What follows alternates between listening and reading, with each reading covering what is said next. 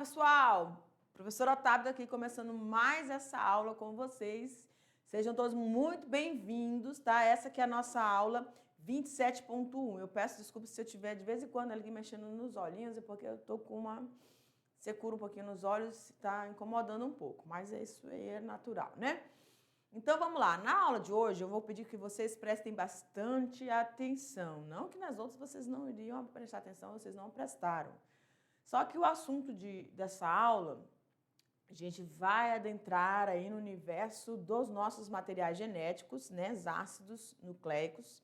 Vamos falar sobre algumas transformações, tá certo? Nessas moléculas que são tão importantes e que são bases de construção de outras substâncias orgânicas que também são fundamentais para toda a estruturação de um organismo vivo. Tudo bem? Então vamos lá conhecer nosso material, aula 27.1, e nessa aula nós vamos falar sobre a região do núcleo, que nós já vimos aí na parte 1, né, as características principais, as porosidades, que é onde você tem essa comunicação do que está no meio interno a esse núcleo, envolto por essa carioteca, e pela estrutura, pela região externa, né, do núcleo. Tudo bem? E aí, nessa parte 2, nós vamos falar sobre a descoberta do DNA.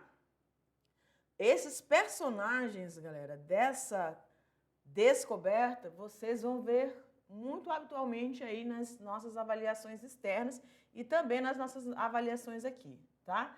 Então, falando aí sobre a descoberta do DNA, reconhecendo qual é a estrutura desse material genético, vamos falar sobre o que ele sofre, né? Que é a ação da replicação, e essa replicação, ela tem as suas problemáticas, né? Porque algumas coisas podem estar acontecendo, e aí fazer com que essa replicação corra em algum erro, mas habitualmente isso é tudo muito bem programado, muito coordenado, tá? Para isso você ver e entende a compreensão da perfeição divina, né?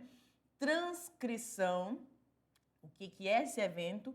Tradução, não é a tradução do português para outra língua ou de outra língua para o nosso linguagem português aqui, não é isso, vocês vão ver entender. E vocês já ouviram essa palavra. Mutação, e vamos falar também sobre clonagem. Tudo bem? Então, vamos pegar o material aí e ficar bastante atentos. Então, falando aí sobre a descoberta do material genético, a gente tem aí o ano de 1869, certo? E a gente tem um nome que é de um bioquímico chamado Johann Friedrich Michel, né? Ele buscava determinar aí os componentes químicos presentes no núcleo celular. E aí ele usava para isso o estudo aí dos glóbulos brancos, ou também chamado aí, identificado como os nossos leucócitos, né? Contidos aonde, gente? Ele tinha um foco, que eram os glóbulos brancos. Mas de onde ele vai estar retirando isso? De uma substância, né?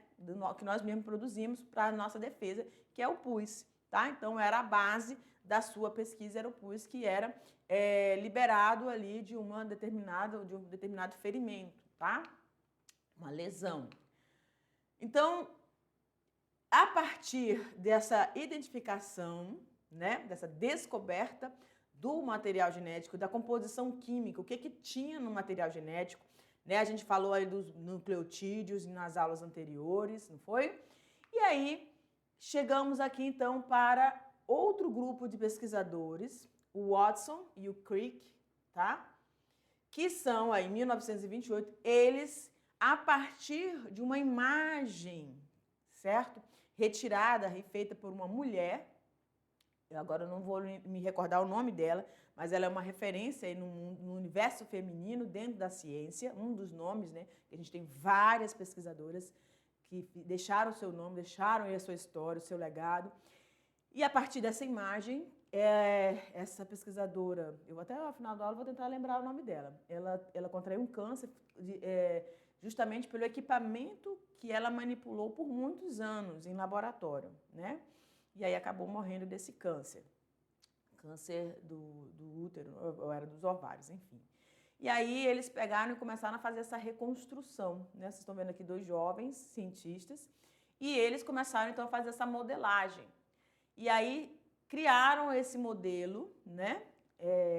Chamado aí o modelo estrutural do DNA, de Watson e Crick, e explicando então o processo de duplicação dos genes, né? E identificaram que esse material genético, o DNA, ele era composto por 2 cadeias que se separavam e cada uma delas orientava a fabricação de uma metade, justamente.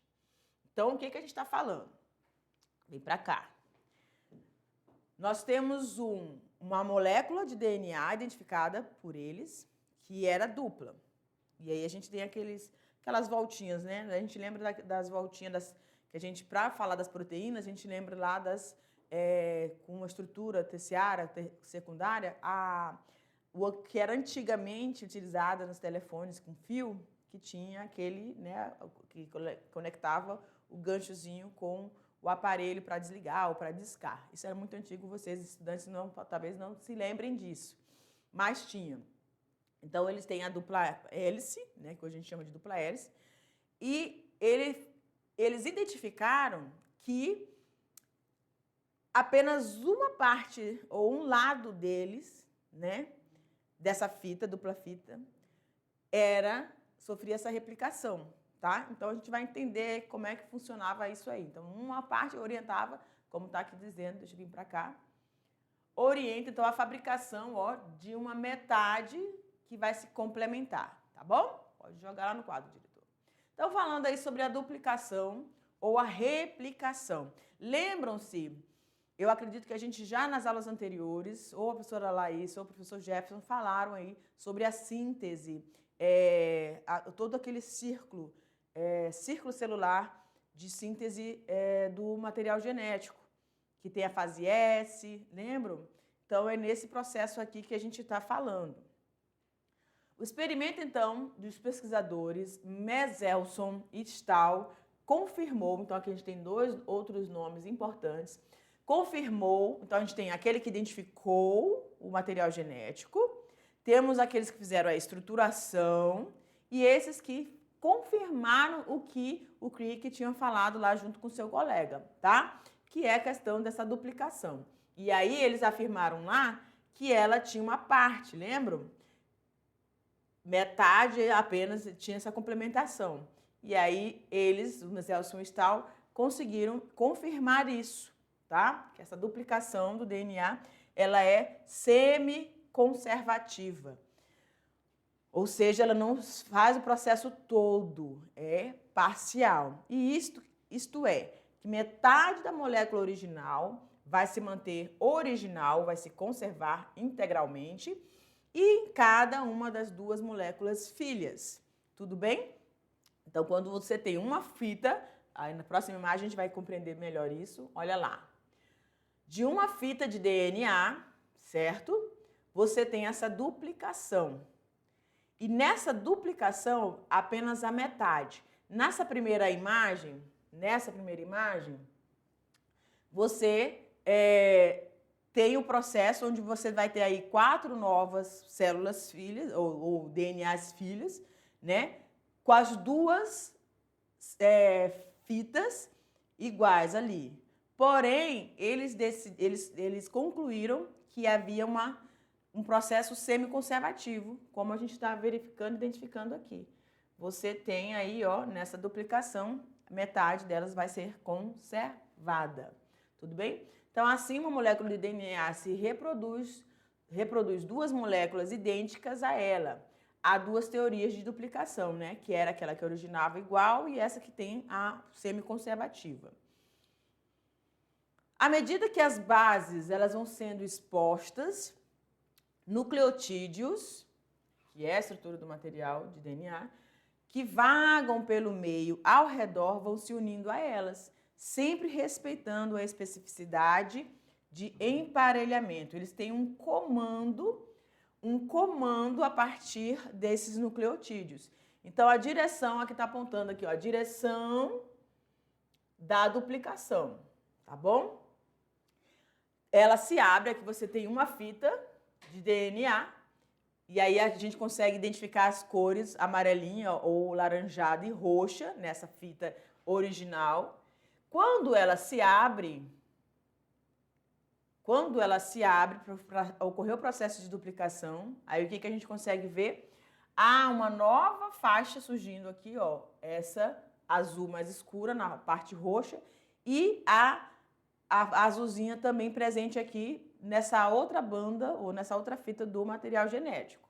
Tá vendo? Então, você vai ter duas novas, mas com uma parte conservando da fita original. E aí, essa nova faixa que vai surgindo, essa duplicação, ela vai ocorrer por causa que existe um comando aqui, ó, entre as bases nitrogenadas, tá certo? Aí a gente vai ver mais aqui ao longo da aula. Adenina, o A significa adenina, o T, timina, o C, citosina e o G, guanina. Então, existe um comando, porque elas têm bases púricas e perimídicas que a gente vai já ver, tá bom? Então, durante o processo de duplicação, certas enzimas se desemparelham ou desemparelham as duas cadeias, como a gente acabou de ver na imagem anterior, abrindo essa molécula. Então, chegou a hora, lá está a célula, um período de interfase, lá está paradinha, e aí ela recebe um comando, agora chegou a hora de você se duplicar, certo? E nesse processo de duplicação, a célula está ali, o citoplasma está todo ali intacto, membrana está tudo ali. Está ocorrendo assim apenas um movimento preparatório para essa duplicação lá no núcleo. E aí o que vai acontecer? Vai haver um comando, então existe uma molécula que vai determinar essa abertura dessa dupla fita de DNA. Quem é ela? DNA polimerase, tá? Então, a enzima que vai promover essa ligação dos nucleotídeos é conhecida como DNA polimerase, pois a sua função vai ser, então, construir um polímero, tá bom? De nucleotídeos. Então, lá no início, você tem aqui, ó, normal, certo? E aí ela começou a duplicar. Quem vai dar esse comando? A DNA polimerase, certo? Seguindo, aqui a imagem que vai dar nitidamente aqui o processo, né? Então, você tem a cadeia líder e tem uma cadeia aqui com milésimas ali de atrasos, né? Chamada de cadeia atrasada. Mas o que eu quero chamar a atenção de vocês? Existe aqui, ó, 3 linhas que a gente chama e 5 linhas. Aqui, novamente, 3 linhas e 5 linhas está por ali. Aqui. Então, o sentido desse processo, quando a DNA polimerase, tá aqui ela, quando a DNA polimerase, olha aqui, ó, ela chega no comando, ela vai fazendo essa leitura, tá? Ela vai dando esse comando e nesse sentido aqui, ó, nesse sentido, tá bom? E vai trazendo os nucleotídeos e vão se unindo com as bases nitrogenadas específicas, tanto aqui nessa fita, quanto nessa fita da parte superior e inferior. Mas quem vai determinar isso? DNA polimerase. Está ela aí, ó. Parece um retângulozinho, tá bom? E ela vem fazendo essa leitura e sempre no sentido inverso. Aqui a gente tem 3 linhas, 5 linhas, e na parte de baixo 5 linhas, 3 linhas, porque é no sentido contrário, como se fosse uma via de mão dupla, tá bom? E aí, lógico, tudo começa com elas e tem também uma parte de fechar, né? Uma parte de parou aqui, não precisa mais fazer essa leitura. E aí elas vão se duplicando e vai se separando, tá bom? Que a gente tem aí os primes, né? Que são de interrupções ali. E aí, falando no processo de transcrição. Então, a gente falou sobre o processo de duplicação ou replicação do material genético. Vimos que existe uma enzima importante, que é a DNA polimerase. Vimos que elas dão início, um start para iniciar. E aí vai ter uma outra molécula para poder parar. Ó, chegou, findou aqui, tá tudo ok. Já duplicamos a outra face, porque vai ter uma das fitas vai ser original. E a outra que vai ser a que foi duplicada, tá bom? Aí a gente chega no processo de transcrição, que é a síntese de RNA, no caso, o RNA mensageiro, se inicia com a separação das duas fitas de DNA. Tudo bem? Apenas, então, uma das fitas do DNA serve de molde para a produção da molécula. Então, a síntese de DNA, ela é semiconservativa, a gente já verificou isso. Quando a gente fala de transcrição, que é o surgimento de uma molécula de RNA, tá? Que a gente vai ver que existe vários tipos de RNA, mas aqui no caso, o mensageiro. Para essa síntese de RNA, ela vai surgir a partir do DNA e de uma dessas fitas, tá bom? Então, uma vai servir novamente para esse molde. A outra fita, ela não é transcrita, certo? Então, por isso que a imagem está mostrando aqui, ó, né? O RNA. Então, é só uma fita. O DNA tem dupla fita. E o RNA só tem uma. Algo que você, ao visualizar os ácidos nucleicos, você consegue fazer essa diferenciação rapidamente. Teve dupla, DNA, uma só, RNA. Tudo bem? Então, está dizendo exatamente isso aqui. Que uma é transcrita e a outra não. Certo? De quem que é transcrita? Do DNA, porque ela tem dupla fita. Perfeito? Então, essa é uma das diferenças entre a duplicação do DNA e a produção, ou seja, a transcrição, o surgimento dessa molécula de RNA. Aí a gente fala aqui dos 3 tipos básicos de RNA, dependendo do seu peso molecular. Então, a gente vai ter RNA ribossômico, que é representado por RNA-R ou rRNA, e também o mensageiro, representado por RNA-M ou o Mzinho na frente, tá? E também nós vamos ter o RNA transportador. Cada um deles se diferencia pela estrutura molecular, tá? Pelo molecular, e também pela onde eles vão estar atuando e como que eles vão estar atuando, certinho? Dentro do processo de transcrição, que é para surgir, então, a molécula de RNA, eu tenho lá a fita do DNA. Essa aqui, vamos dizer que já é o DNA que já sofreu a duplicação, perfeito? Ok. Estão vendo lá que eles têm 2 corzinhas para identificar essa ação ali, da duplicação e a semiconservativa. Ok, tudo bem. E aí a gente vai ter novamente, tá? Agora uma enzima para poder entrar nesse processo chamada de RNA polimerase. A RNA polimerase também no sentido inverso, como se fosse aqui, ó, a fita do DNA está passando aqui nesse sentido e aqui a fita do RNA que vai estar sendo transcrito para esse lado, tá? Então, lembra do 3 linhas, 5 linhas, vão ser de via contrária, tá? Mão dupla. E aí você vai ter uma parte só. O que a gente consegue identificar nessa imagem? Que nessa fita, tá aqui a fita do DNA original. A RNA polimerase, ela abre, é como se você pegasse um zíper. Não tem quando o zíper está estragando, que ele começa a abrir uma boquinha? É mais ou menos isso. É nessa boquinha, nessa abertura que entra e há, então, o processo de transcrição, que é a fita do RNA, que está sendo transcrito a partir de uma das fitas do DNA. Tudo bem? Aí a gente tem a sequência aqui, ó. Os nucleotídeos utilizados possuem um açúcar ribose, não é o desoxirribose, porque o desoxirribose vai estar lá no RNA, tá bom?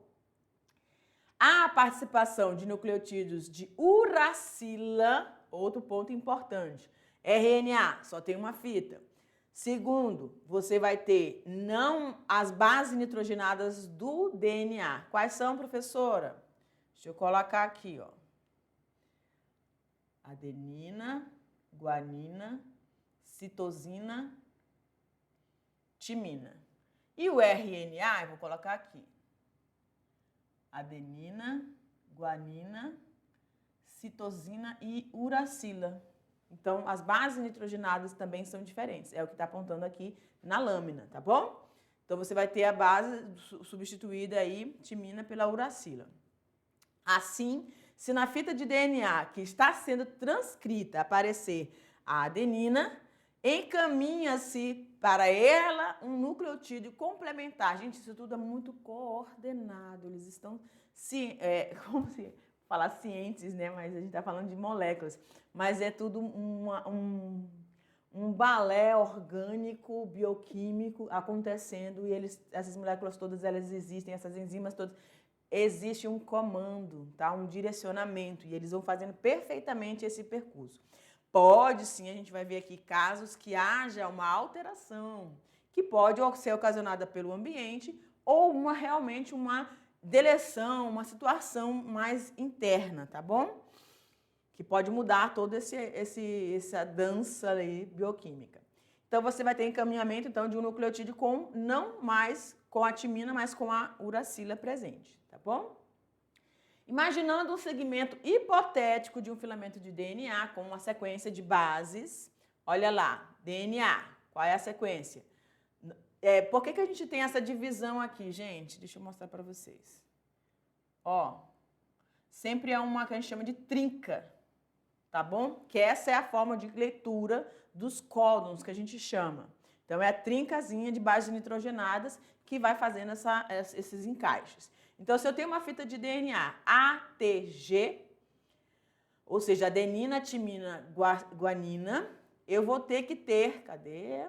Na fita de RNA, aliado à adenina, eu vou ter que ser, o nucleotídeo vai ter que me trazer não a timina, porque eu estou falando de uma transcrição, uma fita de RNA. Então, ela vai vir quem? Uracila. E o resto segue igual. Timina vai se ligar com adenina, tá aqui, ó. Ui. Guanina vai se ligar com citosina. Aí, citosina com guanina normal, citosina com guanina, guanina com citosina, tudo bem? Onde tiver a adenina, quem vai ser atraído? O nucleotídeo que tiver uracila. Tudo bem? Deu para entender isso aí? Essa é a diferença, então, do RNA também em relação ao RNA. E aqui a gente tem uma imagem bem legal, né? Essa duplicidade aqui do DNA e uma fita única no RNA, tá bom? Quando o RNA polimerase entra aqui para fazer o processo de transcrição, né? Perdão. Deixa eu apagar aqui. Quando o RNA polimerase entra na situação, ele vai pegar, vamos dizer assim, ele vai iniciar aqui, vai haver uma abertura e aí ele vai abrir, né? Para que, naquele zíper, lembra a imagem do zíper? Vem então esses nucleotídeos trazendo essas bases nitrogenadas para fazer a fita de RNA. Tudo bem?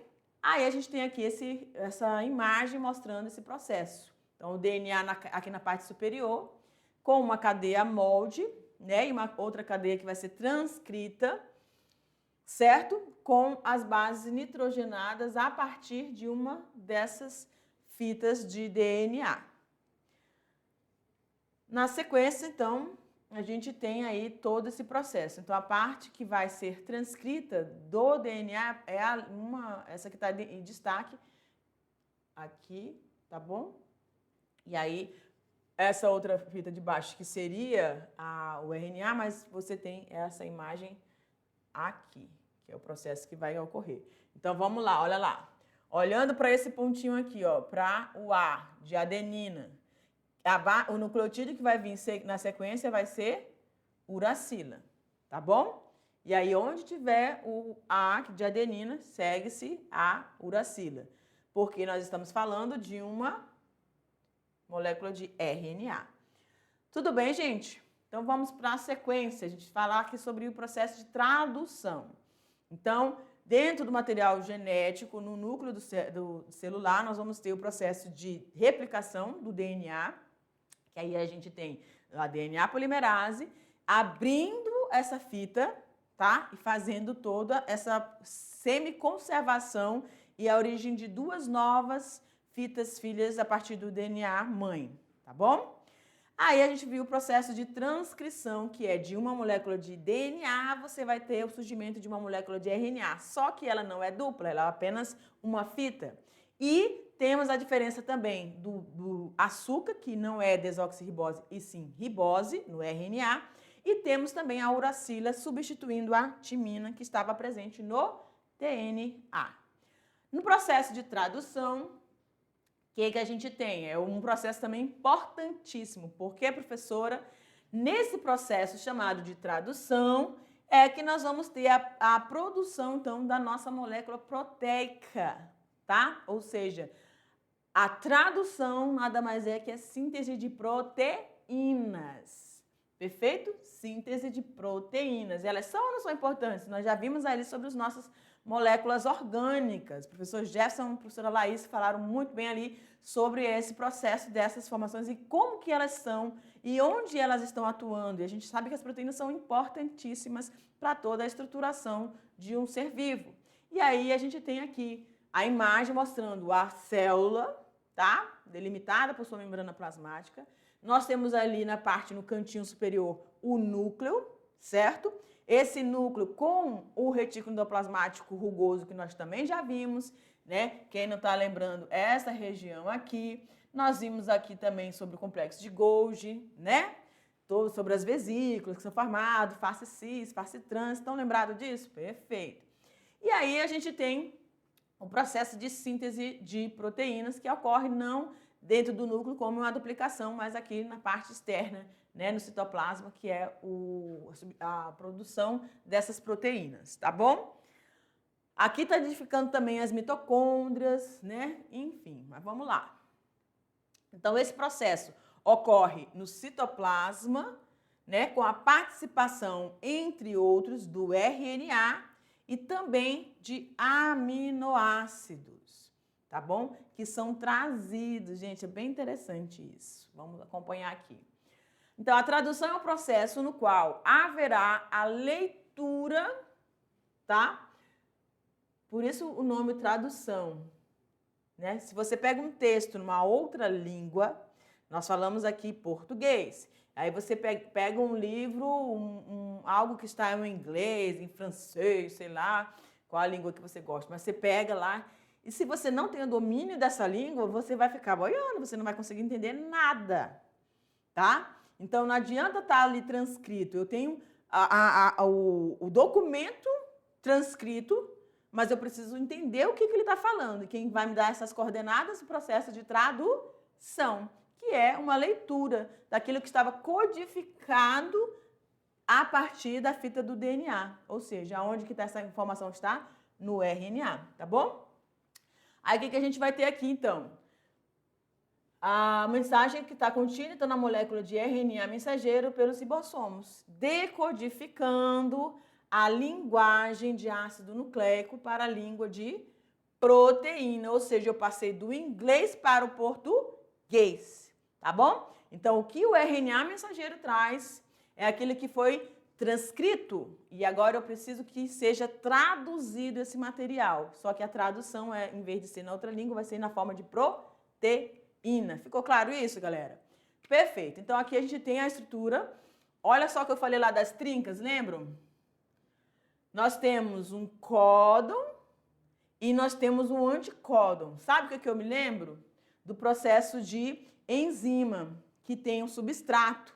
Cada enzima tem um substrato, um encaixe perfeito. E aí a gente consegue ver isso aqui, ó.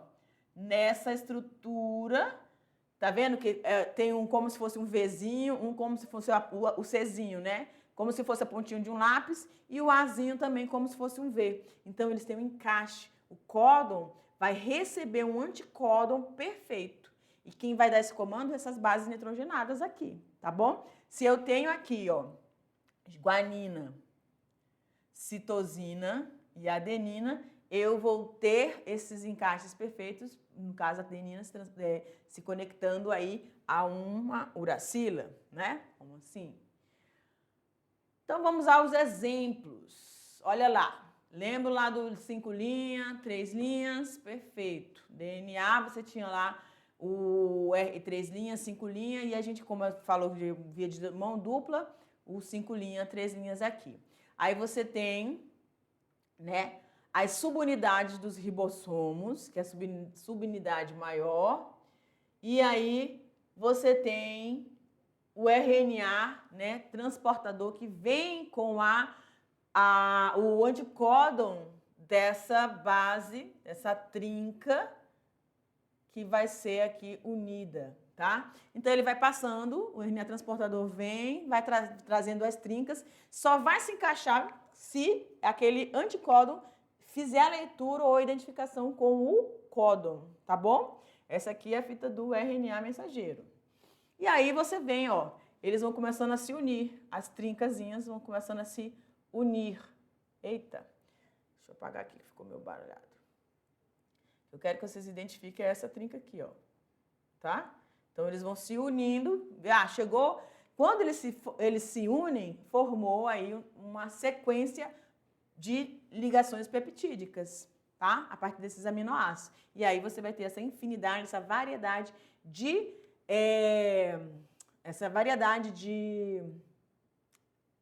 proteínas, tá bom? E aminoácidos. Aqui, gente, estava falando, essa aqui é a subunidade maior do ribossomo e essa aqui é a subunidade menor. E aí é ele que permite, junto com o RNA transportador, essa formação, tá? Ou seja, o processo de tradução aqui para a produção de proteína. Aí vai formando aí, ó, cada tipo de aminoácido, tá? E aí eles vão desprendendo. Olha aqui o RNA transportador. Tá vendo? Então, o RNA transportador vem, tá lá no citoplasma, ele vem. Aí, ele juntinho aqui com o ribossomo, a parte maior, ele vai se encaixando. Vai se encaixando e a fita vai começando a ser formada. Tá bom? O que não é útil não vai se conectar. Lembra que tem o códon e o anticódon. Tá certo? E aqui a gente tem a variedade, a infinidade, gente. É igual aquela probabilidade lá na matemática, né? De quantas vezes aquele número pode ser repetido Você tem 3 números aí, quantas vezes e quantas combinações você pode fazer a partir desses 3 números. Então, uma variedade, né, uma infinidade ali vai ter uma finitude, mas você vai ter uma grande produção de combinações aí. Né? Isso é a mesma coisa que os nossos computadores fazem, né? Aquela única base ali, numeração, ele reproduz inúmeros outros códigos, né? E aqui também não seria diferente. A gente tem cada trinca vai formar um tipo de aminoácido, fenilanalina, leucina, tá? E por aí vai, cistina, glicina, lisina, glutamina, valina, certo? Então você vai ter uma variedade desses aminoácidos. E aí é que tá a questão, né, galera? Porque nós podemos ter eventos que algumas vão acontecer aleatoriamente, ou seja, precisam ocorrer ou vão ocorrer, e ela ocorrendo, ela pode ser benéfica ou não, né? Mas vamos lá. O DNA é uma molécula então formada pela combinação de subunidades, ou chamados nucleotídeos. E aí a gente tem as bases, guanina se ligando à citosina, adenina se ligando à timina. Por que a gente está falando de timina? Porque a gente está falando de uma molécula de DNA. Perfeito? Temos então a formação conhecida tradicionalmente. Esses nucleotídeos vão se combinar para manter então a molécula ligada a uma dupla fita, uma fita dupla. As ligações entre essas subunidades, então, elas precisam ser corretas, ou seja, lembram? Precisa estar as trincas todas com seus parezinhos. Vai dançar aquelas que tiverem com seu par adequado. Se tiver um par inadequado, não vai acontecer. Pois as sequências formadas por elas darão origem aos seus genes. Então, um grupo de bases nitrogenadas que estão presentes nesses nucleotídeos vão determinar uma característica, ou seja, vão estar presentes em um gene. Determinados segmentos de DNA responsáveis pela expressão de uma determinada característica de um ser vivo, seja ela visível ou não, ou seja, um organismo microscópico ou não, tá? Às vezes podem ocorrer mudanças, ou seja, erros, falhas nessas combinações, o que vai ocasionar, então, alterações na fisiologia. Porque, em vez de um gene determinar uma característica, por exemplo, o funcionamento lá do pâncreas, tá? Então, se houver uma mutação, o pâncreas pode não vir a funcionar fisiologicamente da forma adequada. Então, tem uma disfunção e isso pode ocasionar danos, né? Isso caracteriza-se, então, como uma mutação. Então, aqui você tem, tá, uma sequência, e em vez de guanina se ligar, ela se liga com quem? Com a citosina, mas aqui ela está se ligando com quem? Com timina, nada a ver. É um par inadequado, então vai ocorrer essa mutação que vai levar a uma diferença nessa característica, tá? Só para se lembrar, então a adenina se liga a timina. Por quê, professora? Porque a adenina é uma base púrica e timina é uma base pirimídica. Lembra daquelas os anéis benzênicos nas púricas, né? E é isso aí. Então, por isso elas têm essas combinações químicas também perfeitas. E a citosina se liga à guanina, porque é o inverso. A citosina é uma base pirimídica e a guanina é uma base púrica, tá? As mutações, elas são mudanças ocasionais que ocorrem nos genes, ou seja, é o procedimento pelo qual um gene sofre uma mudança estrutural.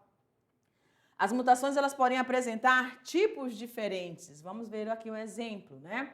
A anemia falciforme, que é uma doença provocada por uma alteração genética que altera o formato das nossas hemácias, ou seja, dos nossos glóbulos vermelhos que transportam oxigênio através da hemoglobina. E aí ela vai provocar aí dor generalizada, fraqueza e apatia. Então, olha a imagem como é que ela fica totalmente disforme, né? E aí a gente vai tentar entender aqui, ó, o DNA normal, citosina, guanina, citosina, adenina, timina, guanina, citosina. Ok. Aí no RNA, o que você vai ter? A partir essa base aqui, você vai ter citosina se ligando à guanina, timina se ligando à adenina e citosina se ligando à guanina, tudo bem? Formando o aminoácido glucinina, glutamina, que é uma proteína normal. Porém, na anemia falciforme, o que vai acontecer? Com a mesma base aqui, ó, em vez de você ter a adenina a partir da timina, da uracila, você vai ter, aliás, adenina, você vai ter, então, essa formação da uracila, tá certo? Então, você tem uma alteração estrutural, o que vai ocasionar numa formação de uma outra proteína que não era para estar ali, que é a proteína falciforme ali, tá bom? Então, a anemia falciforme aqui, ela vai ocasionar problemas seríssimos no indivíduo. Outros tipos de mutações que são as mutações deletérias, quando ocorre a adição ou a subtração de bases nitrogenadas, alterando essa função, ou seja, causando inativação de um fenótipo, ou seja, a manifestação de uma característica. Então, quando você tem uma deleção, uma substituição, você vai ter uma alteração, consequentemente, na proteína que vai ser formada. E essa proteína é que vai alterar todo o funcionamento desse organismo. Então, além das deletérias, nós vamos ter a de transição, que são as trocas dessas purinas por purinas ou de perimídicas, ou de bases perimídicas por piridiminas, tá bom? Então, essas trocas, essas transições, onde era timina, guanina, você tem essas trocas e nessas trocas você vai ter, consequentemente, uma leitura de forma errada. Nós temos também a transversão, que é uma substituição de uma purina por uma piridimina ou vice-versa. Então, nós vamos ter transversão, transcrição e deleção ou mutações deletérias. Todas elas vão modificar aí esses organismos. E aí a gente tem a importância das mutações, porque apesar de se formarem novas proteínas, as mutações elas foram muito importantes para o processo evolutivo. Então, aqui a gente tem essa definição. As mutações elas são importantes para a evolução dos seres vivos, pois promovem aí a variabilidade genética, o que vai permitir uma diferenciação das espécies dos seres vivos, tá bom? E aí a gente sabe que o ser humano, que é incansável, ele trabalha aí a partir dessa informação genética do processo de clonagem, que pode ocorrer de forma natural ou induzida. E aqui nessa imagem a gente tem ali uma célula doadora, né? Uma célula ovo, em que na célula ovo é retirado o núcleo para que as informações genéticas que sejam passadas sejam da célula doadora. E aí você tem um clone, tá? Esse processo de clonagem pode ser originado no processo reprodutivo ou simplesmente para a substituição de uma célula danificada. Então, vai ser usada aí como uma forma terapêutica, tá bom? E a partir daí você tem um processo científico, os processos, o auxílio da compreensão dos processos de reprodução, tá? O estudo de resistências às doenças e também as terapias gênicas. Tudo bem, galera? A gente vai paralisando, encerrando essa aula aqui, mas a gente se vê na nossa revisão. Tchau, tchau!